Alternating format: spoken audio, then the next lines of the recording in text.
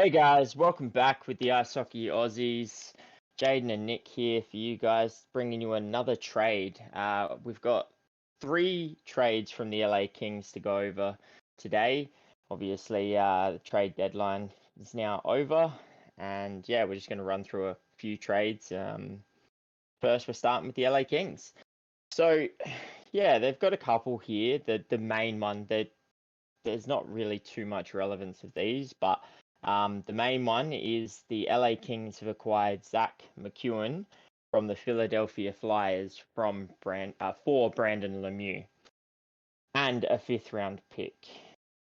The second one is Los Angeles Kings have acquired Nathan Schnarr from the Montreal Canadiens for Frederick Allard. And then the final one is Los Angeles Kings.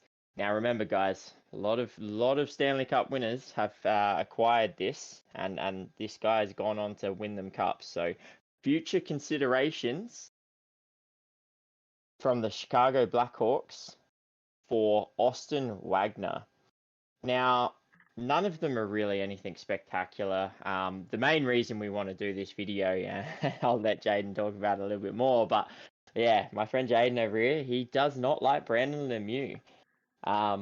Does anyone? Yeah, Jayden, I'll let you I'll let you take it from here. Yeah, no. So, LA on the final day don't do too much in regards to trades. They move on Brandon Lemieux, who is a UFA at the end of the season. Then they pick up McEwen, and they get some cap space back in regards to it. And they do get some, $8,000 of cap space with the Wagner one. And Brandon Lemieux goes to probably the perfect team fit for him, the Flyers. Thugs attract thugs, I guess, and that's how it is. Thugs keep thugs keep thugging. And that's pretty much how I see it. So he's landed in the perfect spot for himself. And LA pick up some quality depth in McEwen, and then I'm still perplexed by the Austin Wagner. Going for future considerations, I thought you'd at least get a 7th round for him, but it is what it is. And then it's just some AHL swaps in regards to Schnarr and Allard. Yeah, I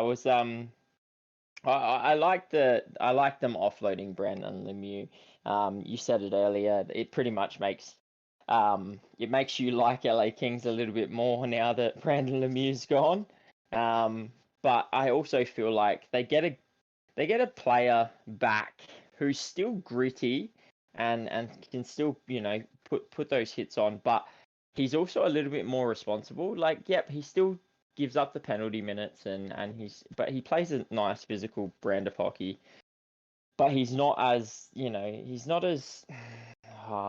don't know the word. He's not as much of a toss bag as Brandon Lemieux, and he doesn't find himself in the box for stupid things constantly. Like you look at their stats this year, Brandon Lemieux's played like 20 games for 50 something penalty minutes. McEwen's played 50 games for 50 penalty minutes. So, yep, he still gives away some penalties, drops gloves, does all that, but he's a little bit more like there's reasons for what he's doing. He's not just going out there and taking penalties for no reason like Lemieux does. Yeah, exactly. It's usually him standing up for his teammates, in some way. That's generally when he's headed to the box. So I feel like they still keep that grit, but they get a little bit of responsibility. And not to mention, McEwen is obviously an RFA at the end of the year, so they can re-sign him. Whereas in Lemieux being a UFA, they may have lost him for nothing. So yeah, that's a good trade in my opinion. Yeah, I Yeah, think they get the quality player out of the trade. He's got more points this season than Lemieux. Lemieux hasn't even scored a goal this season in 27 games. And I know these people aren't there to provide points, but you want at least a little production on your fourth line. And yeah, and like you said, the penalty minutes. At least Brendan Lemieux, he throws stupid penalties every now and then, and it can cost you.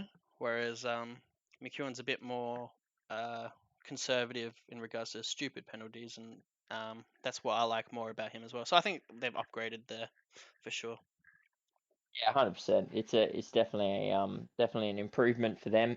It's the main talking piece. I mean, like, yeah, the other two trades are basically nothing trades.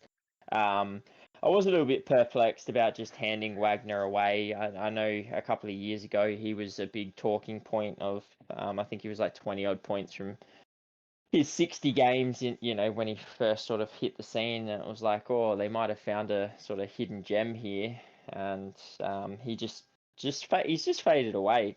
Um, Still not playing terribly down in for Ontario, but yeah, I'm probably with you there. Like the future considerations one is just an odd thing for me.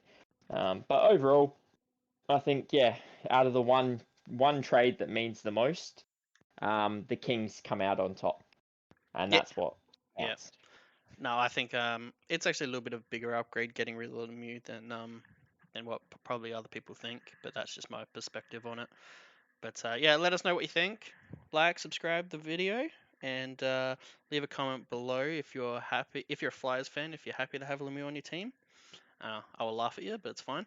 And then let us know if LA did good, they could have done more, or did Chicago take a steal in Wagner, even though he isn't playing in the NHL right now. And anyway, we'll see you guys for another trade video. Okay, guys.